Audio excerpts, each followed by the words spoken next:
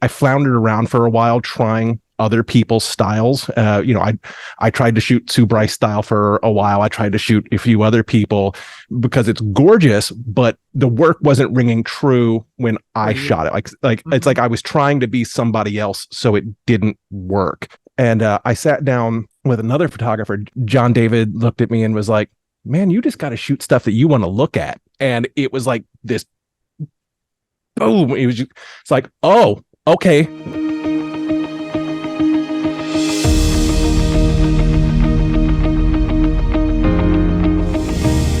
Hello and welcome to the Studio Takeover podcast. I am your host and mentor, Kat Ford Coates.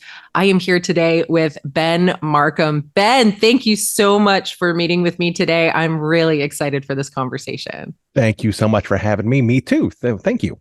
So I was actually kind of digging through your website, and I follow you on TikTok and see kind of little glimpses into your world. But one of the things, obviously I love your portrait work, your fine art work. I think it's absolutely stunning. I mean, even looking at, the pieces behind you is just like, oh, I really got to up my game and how I show my work.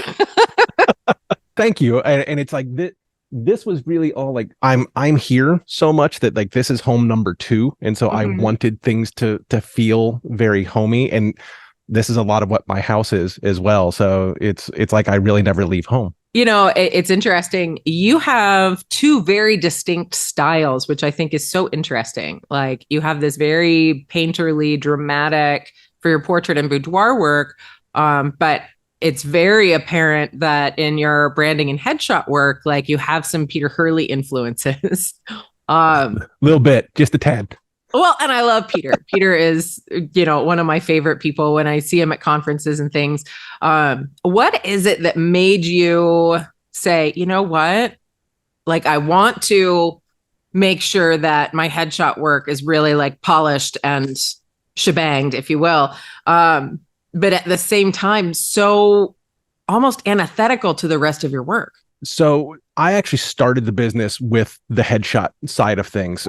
Backing up a little bit before that, I was a sound designer for professional theater for 20 years before picking up a camera. I know the theater world really, really well. And when I left the theater world, I felt like I was lacking something, like a part of me was no longer there.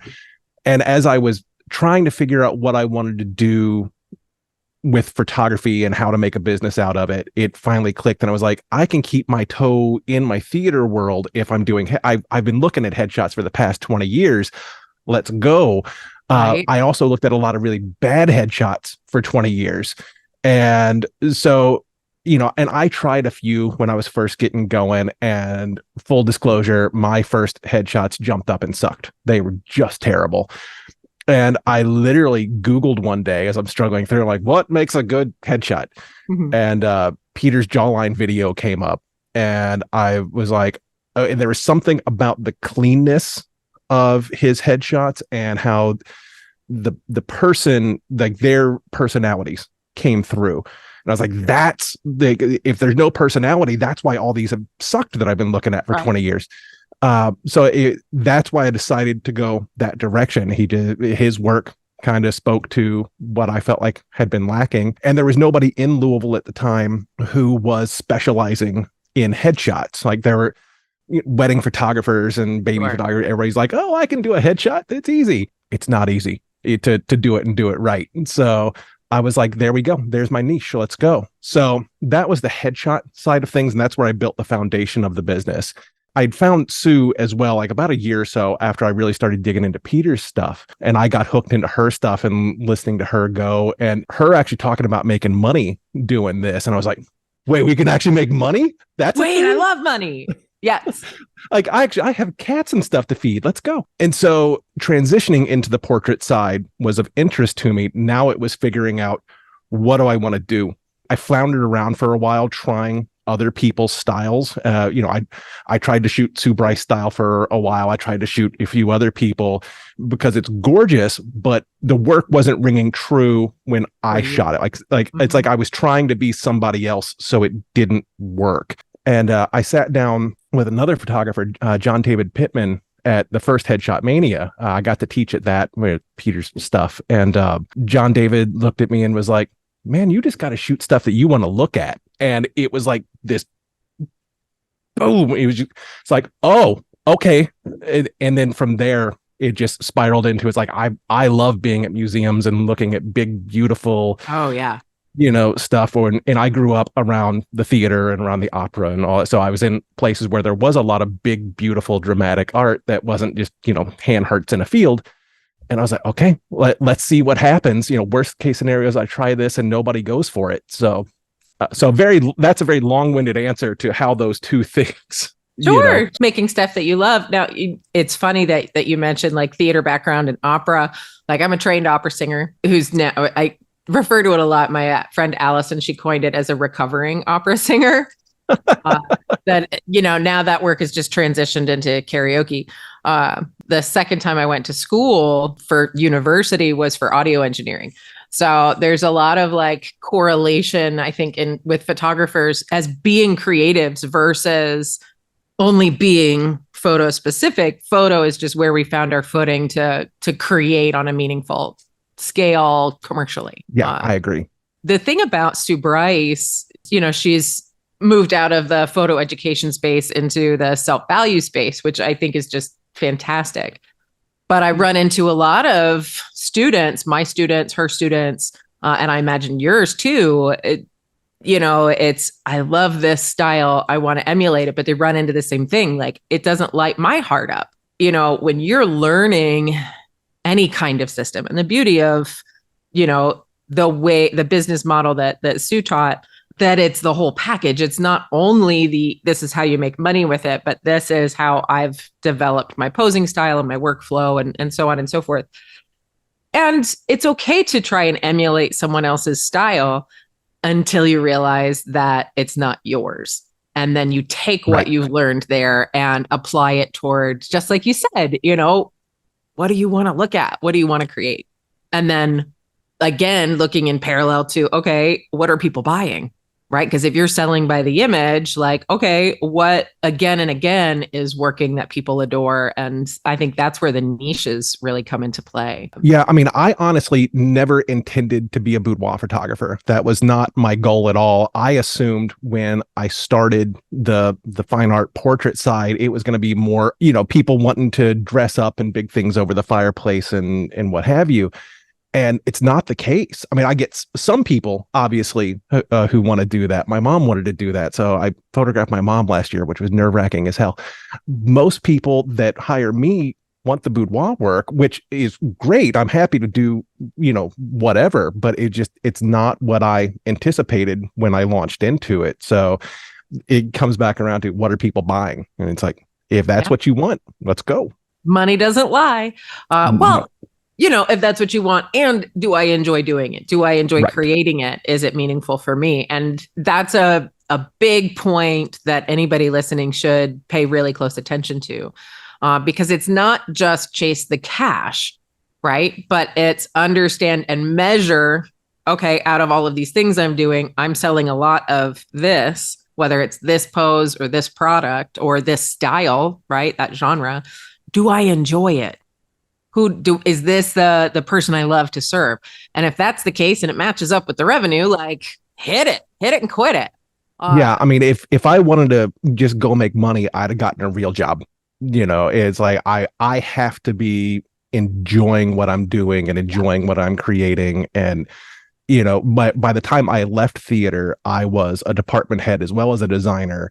So many of my days, what I had to show for my work at the end of the day was an empty email box. Like, no, that's not me. I need to be creating. So it's the same with the boudoir work. It's like, I will get people who ask for styles of boudoir that I don't do, and I'll refer them out. It's like, I could do it, but I'm going to be unhappy looking at it, and I'm going to be unhappy in the editing process later. And I'm too old to be unhappy. So. Oh, I love that. I'm too old to be unhappy. And that goes for anybody at any age too. Yeah. Now I'm curious, as a man in the boudoir space, do you find like challenges there that were difficult for you to overcome or that you kind of run into regularly, or has it been pretty just open for you? I know that there's the perception in the industry of guy with camera, and, I'm conscious of that, but I I don't ever really think about it either, because when I'm working, it's clinical. I'm looking at line, I'm looking at where highlight and shadow are falling, and I really don't care about anything else. And I think that comes through when I'm working with people. At least that's what people are telling me.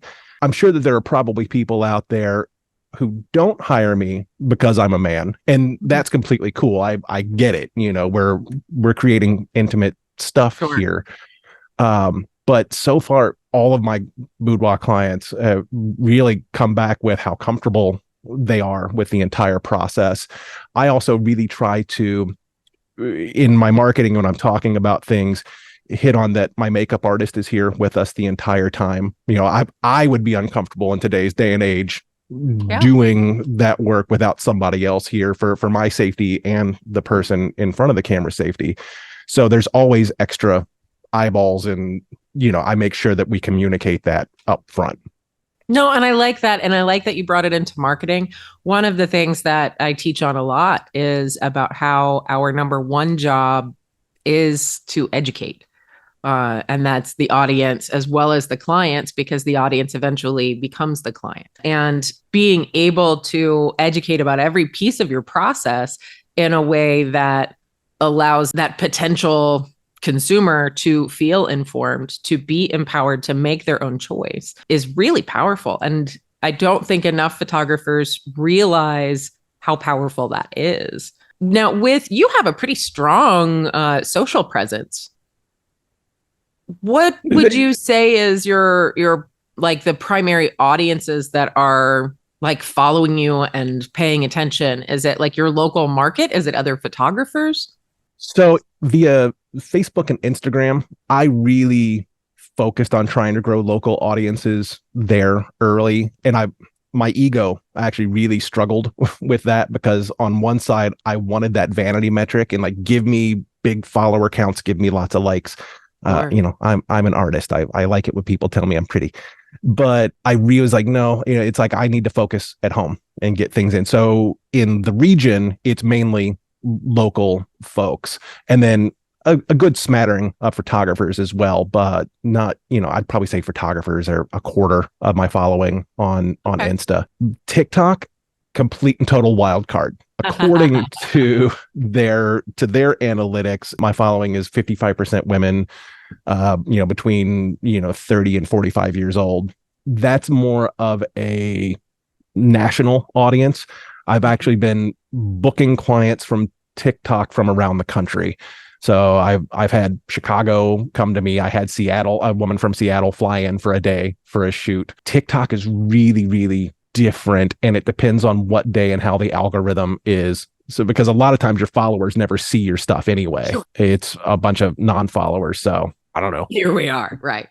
I really like that you broke it up that way too. You are getting business from TikTok, but it's really from a larger scale audience versus the hyper connectivity of Instagram and Facebook. For anybody that is dipping their toes into not necessarily expanding their presence, but really leveraging social to reach whoever it is that they want to be serving. Like, you've done this, I don't want to say relatively quickly, because I know how much goes into expanding an audience. But as far as your marketing goes, what would you say, like that thing that you wished you knew when you started? Be authentic. It's in the beginning when all of us, especially now with short form video, and short form video makes a lot of people uncomfortable. I see new people doing it and they get on camera and they act. This is, I'm supposed to do this. This is and people see through that instantly. And so you have to be you. If you watch my reels or my TikToks or whatever, the jackass you see on camera is the same jackass you're going to get at the bar. So it's be authentic, be you. Don't try to sell all the time. I see that a lot. Don't forget to book a session, right, which gets really boring really quickly. Give good information, and it's all the same stuff that we hear, Gary Vee and all that stuff say all the time, but it's true. It's just, you have to be like, if I was doing Instagram again, I don't know. That beast has changed so dramatically. I almost feel, well, hell, they've said it. Like, my grid doesn't matter anymore. The reach of the grid and posting work they're not showing it that much. They want a completely different kind of content now. So, and I guess that's the thing too, is keeping up with content trends. What does each network want? Like even like you were just saying, like, the platforms will sort of say like our content has changed. This is what we want more of. This is what we want to showcase. Appreciating that it doesn't matter if you've been in business for 3 hours or 30 years. Like these are all of the things that, as somebody in like, the marketing hat that we all wear, has to pay attention to if that's a platform they want to be on. And I've spoken with so many photographers over the years that really struggle with, how do I plan content? Everybody says be authentic. What does that mean? And it means like showcase every part of your system that you love, right? There's not going to be a part of your system that you're like, I can take it or leave it. It's there for a reason. Right. And you can use that as education and just talk to your audience. But some people, in that introverted space, the authentic version of them, is not wanting to be in front of a camera. Right. And how do they get past that? And I think it's the same way that we educate our customers on being in front of the camera too. You can show up and be vulnerable and share what it is that you love. And that's one of the things I think you're so terrific at, in just being really approachable, because you do show up, let me show you my space and this is my artwork. And I'm surrounding myself in artwork that I love, that I created, really leaning into that, because that's, I don't want to say like the boudoir version of photographers, right? But you're getting a glimpse into your world. That I think is really powerful for people, especially as they're breaking into a space and deciding, okay, I want to be in this space. How do I show up with authenticity, following those trends? Like, oh, geez, Louise. Well, and it's okay for your first content to suck. It's going to. My first content, again, just like I was saying with headshots earlier, my first stuff wasn't good. Mm-hmm. It took me time to figure out my cadence and, how things were moving and grooving for me that felt comfortable. And it's not about posting what I think I want to post or what I think people are going to like. I actually do some research into what my clients want to know. Go to Google, type in your niche or whatever, and you're going to get a list of the most common questions that people ask. Use that. There's your content. That's free. And you can start making content based off of that. As an experiment a couple months ago, I did a video and I was like, this is so stupid, whatever. But it's like one of the search terms was, what is boudoir photography? It's like, really? Like, we need to do this definition? Great, let's go. And I think it's at like 15 or 16,000 views at this point. Gosh. Right. And it's like, I really had to make that. Okay, great. And I did a blog on it as well. It's like, no, if it's going to rank, let's go. Let's post it out. So Google is your best friend especially when getting going, to figure out what you want to do. Sure. There's a boudoir photographer down, I think he's in Tennessee. I think his name's it's Matt, and I think it's Myers, but I could be getting that wrong.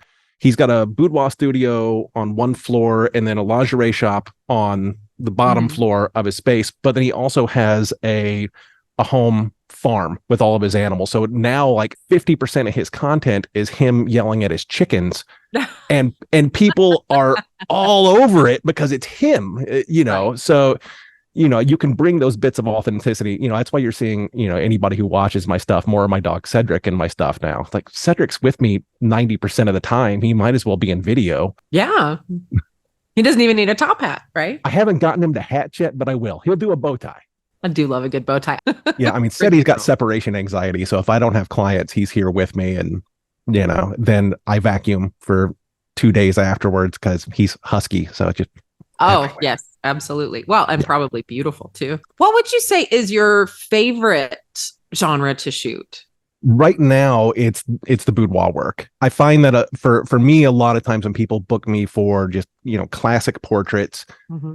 Again, they feel like they have to act. It's like people who would never actually wear a suit or a tux or a gown or whatever, forcing themselves into it no matter what I tell them, because that's what they were trained to do. It's like, no, really, if you're more comfortable in jeans, fucking put on jeans. Let's go. So it's a little bit more of an emotional struggle or emotion to get them to where they need to be. With the boudoir work, I feel like I have a lot more freedom. I don't have people trying as hard. A lot because I share a lot of nude or implied nude work. A lot more of my work that clients are hiring me for is that nude and implied. So I'm not having to fight styling. It's like, I just have to keep the studio warm enough so I don't have to edit out goosebumps later. Sure. And I can just work and focus, and you're already in a good emotional state. So plus I think the lines and the shadows and everything are just more interesting with the style of boudoir work that I do. So if I had to do an order, I would go boudoir, portrait, then headshot. And I'm starting to venture into pet as well. So I'll let you know if that changes with more dogs and chickens and whatnot. Oh, yes, please do. Now, I do want to shift gears a little bit. One of the things that I really do like to touch on during these conversations with established photographers is where they failed forward. Has there been an event or a client experience in your business that you really just screwed the pooch on? No offense to Cedric. No, that taught you a big lesson? My entire beginning. And I beat myself up about this for years. Actually, I beat myself up while watching a lot of Sue stuff. It's like, why aren't I getting this right? But I'll come back to that. So in my beginning, Louisville at the time, I had a lot of really great conceptual and fashion photographers. And I was just dipping my toe into the world. I'm seeing a lot of their stuff. So my brain went, these guys are all over the place. These guys are getting a lot of attention. This must be how you're successful at running a business as a photographer. And so I chased that carrot for a while. And then I started talking to some of these cats and found out that none of them are working professionals. Like nobody was doing this as a full-time job. Everybody had other gigs and they were creating on the side. Paid. Yeah. And I was like, oh, I can't not get paid. I have a family. I have a house. I like bourbon. We have to pay for things.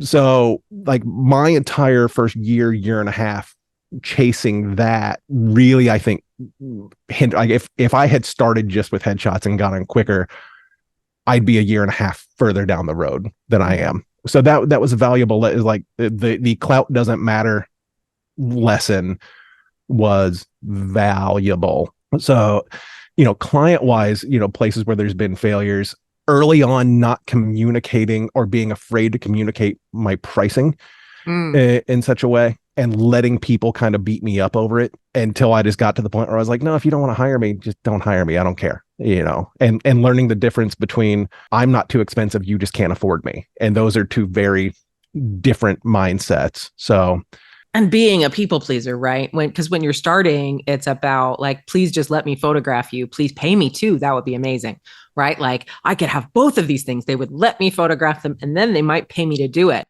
And, when you're building a portfolio, the idea is you can do that for free, or maybe you can't. I couldn't, like you were saying, I had to get paid. But at the same time, like communicating with your customers, we look at it as, oh my God, am I good enough? They're going to say I'm too expensive. They're going to reject me as a human being. Oh my God, we're all going to die.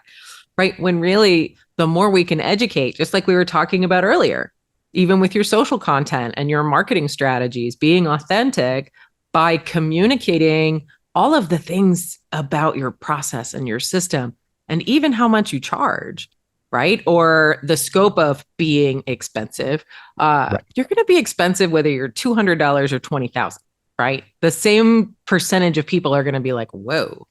So yeah, might as well be expensive. Well, and actually now that I charge what I charge, I don't get you're so expensive nearly as much as I did. Like when I first started the headshot side, I can't believe I'm going to share this with you all. I charged $150 for a session that included 4 images. And I said it was up to 4 hours long. Oh my God. It's insane. That's insane. It filled my heart. and my clients at that point, a lot of them were mad about it. Like, oh, how could it be that expensive? How could you? Or they'd go, well, if I just take 1 image, can I get it for cheaper? It's like, no, I'm including it. You don't have to take 4. So now, and when I'm teaching, actually, I use the sugar analogy with pricing stuff. It's like if you go to the store in the baking aisle, there's two different bags of sugar. There's like store brand sugar, and then there's like the Domino brand, which looks all fancy. And there's like $1 price difference between them. And I've done it where I go, well, the Domino is more expensive. It must be better. It's the same bloody thing, but that pricing psychology kicks in. So where I go, no, at this point, I charge at a place where the clients that I attract don't blink. They just hand me a credit card. So, well, and a couple other things happen too. The more you go up in pricing, there is sort of a break point that happens where you garner faith and trust the more expensive that you are, but your perception of what's expensive shifts too. Very much so. If you're in that, under $1,500, I would say, people are going to be like, okay, they're trying to figure out, they're trying to be everything to everyone. They're in that sea of photographers that is, in every single market. Whereas when you get into that space, when your average sale is like $5,000 and above, there is a trust that's now instilled in your price point. Well, if she's going to be, or he's going to be that expensive, he's got to be the best. Earlier this year, I was really working on building the Studio Takeover platform and the education and filming, all of the material and the videos and traveling all over the place. And I looked at my assistant and I was like, okay, we've really got to raise my prices. I have an associate photographer here and I want to just drive all of the work to them. So we kept them at a price point and then I doubled my rates. Then I doubled them again. Over the course of Q1 and into April, I had doubled my prices 3 times. Nice. And people weren't blinking, Ben. They were like, oh, well, I'll go with Kat. And I was just like, okay, I don't have time to go through all of the self-value stuff I need to do to really process this in a way. So I need you to just put me on a waiting list. Right. And because it is about that internal, oh my God, I can't believe I'm this much right now. But at the end of the day, it's like, I have to have that time to lean in and appreciate the zeros I'm adding on to that. But the studio still needs to stay busy. And the thing that really shifted was everybody that's come in this year that has said, oh yeah, let's go with Kat, let's go with Kat, let's go with Kat. They hand me their credit card and they say, thank you. Yeah. With a big smile. Yeah. And then you get the hugs and it's the best. Yeah. So I really it instills faith in people. So if you are starting a business or a couple years in and trying to figure out how to make it work, understand that the higher your prices are, the more faith you're instilling in your audience. Now, some people will fall away as you increase your prices too. And that's not okay. Everybody. Yeah. When you shifted and went from that $150 to sustainability, and I don't know what that trajectory looked like for you. Did you do incremental changes or was it ripping a Band-Aid off and going to sustainability? I felt like it was ripping a Band-Aid off every time. In reality, it was baby steps. I was afraid. I was like, I'm going to lose my business. I'm going to have to go get go to Lowe's and work there and whatever. And every time I raised my prices, I would go through a little bit of terror. Nobody's going to book. Nobody's going to book. And then as soon as somebody booked a session, it immediately went away. It's like, okay, we're good. Now you're validated, right? Yeah. So it took me time to get there and to get comfortable with it. Now I don't blink. It's just, here we are, let's go. So, but it was a process. I remember my first big portrait sale when, it was a $2,500 sale or something. And I had just kind of gotten to that point and she handed me her credit card and I shook taking the card. I was like, oh, okay. And then after she left and she left with her images, I sat at my desk for a good 15 minutes going, she's going to come back and she's going to tell me she made a mistake and I'm going to refund all of her money. And I sat there for a while. I actually had bourbon in the studio, so I poured a bourbon, tried to take the edge off. And she called about half an hour later and was like, oh my God, we're sitting at the dining room table going through these. These are fantastic. But everything lifted from there. And then it was like, okay, we're not screwing up. Let's go and, kick some asses. Thank you for being honest about that. So many people are like, oh, I charge $80 million and that was easy. There is so much internal work that goes into your business. One of the things that Stu Bryce always said It's like you will never learn more about yourself than you do when you're an entrepreneur. And I wholeheartedly believe in that. You know, the self-value work that we all have to do as we raise our prices or we hold a boundary with our process, right? Like the customer that, you know, is maybe giving you pushback on the design consultation, right? That's like, just send it to me, read it. I'll look at it in a PDF, you know, and you're just like, I'm not to be a bitch, but this is not negotiable. I struggled with for a long, especially once I started, you know, headshots, like the style of headshot that I do, that's still digital product. It's like you're using this on LinkedIn. I'm not going to try to force prints on you. If you want to buy prints, great. If not, here. When I started selling this stuff, I really struggled for a long time of going, but you know, an 8x12 only cost me $5. So how am I going to charge, you know, $235 or whatever for that? And it took me finally, and I was standing in the shower one day where all the best ideas happen. Of course. And, you know, I finally went, I'm not selling ink and paper. You know, that's ink and whatever. I'm selling experience. I'm selling art. I'm selling something that they're going to hold on to forever. And that's what finally really got me to the point of going, I can sell what I want to sell. And if people don't want to buy what I'm selling, that's cool. You know, have a nice day. I'm okay with it. But it took me time to get okay with it and to be like, this is mine. I get to set the rules. You know, I created art for other people for too many years, and, you know, was many times forced into creating other people's visions. Now I get to make mine, and I'm going to value that. Oh, I think that might be the thread for how you run your business, isn't it? Like, because earlier you had said too, like somebody said you have to make art you want to look at. Yeah. And now we're in the space of like, I spent so much time making art for other people. Now I make art for myself, even though those customers are paying me, right? But, you know, my clients hire me because of the work that I create. So it's, you know, that's that nice symbiosis. You know, there's a million photographers in Louisville. You know, I know of at least 4 within, 1,000 feet of me. But I get hired because of what I make. You know, Jamma Finney is here in town, it does beautiful work, creates very different work than I do, and her clients hire her because of the style that she creates. So like we are our art when we get to do it for ourselves. Ooh. Sorry, I'm getting that like giddy dance, like when somebody's bringing my food to the table. Like, well, I think that's a beautiful, beautiful, beautiful, like aha moment, right? Is when you realize that people are coming to you because of your style and the experience that you create and the artwork that you create, because it's from your heart, right? There are so many systems out in the world, right? As far as education goes, regardless of which one you land on, you know, I would say probably 75 or 80% of any of those systems can create the byproduct of that being a sale. But very few of them allow you to develop your skill sets so that you can define what your creative style is. And I'm curious if, like, okay, you had the conversation about you have to make art that you want to make. And there's obviously an evolution. There's an evolution for all of our work. I don't think that ever stops. No. It's not like, well, I made it, I'm good, my style's going to look like this forever, right? Like there will always be some like threads of consistency between either your lighting style or how you style things, or, you know, insert product here.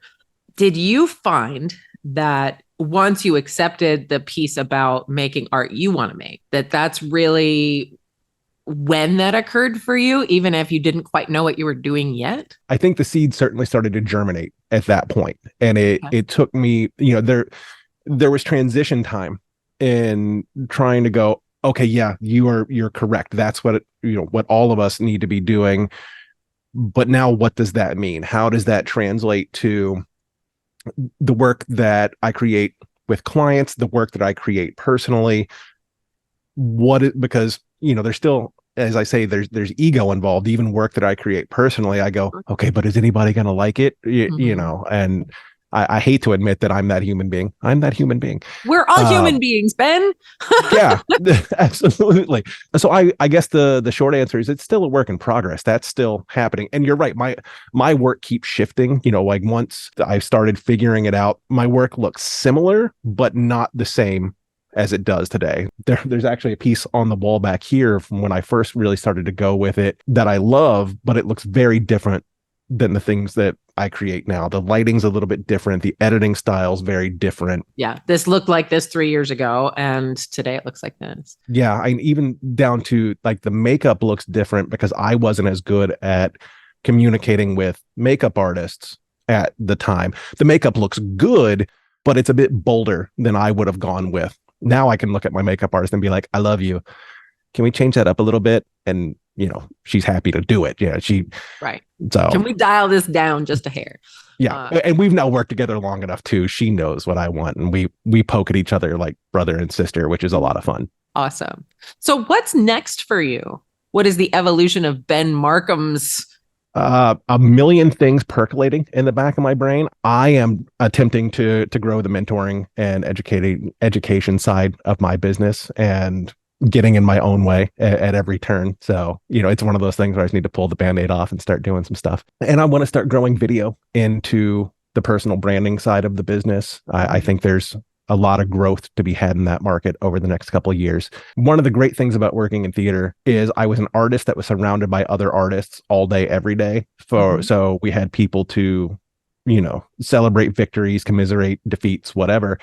I work alone now, which can get to you a little bit. So I do want to have a team here. Like I want an assistant in here all the time and, just somebody else to talk to other than Cedric. So that's terrific. Thank you so much for being here today. Is there anything you would like to leave this audience with about growing their business or in their art? And if not, that's okay too. But it's just one of those hey, if Ben could tell you one thing, what would it be? Make stuff that lights you up. It's, JDP was right. Make stuff you want to look at. And for your business, you're going to be scared from time to time. And that means you're on the right path. Keep going. Push through that. That's where the good stuff happens. Ooh, love that. Oh, I got goosebumps too. Oh, thank you so much, Ben. I appreciate it. You're welcome. Thank you.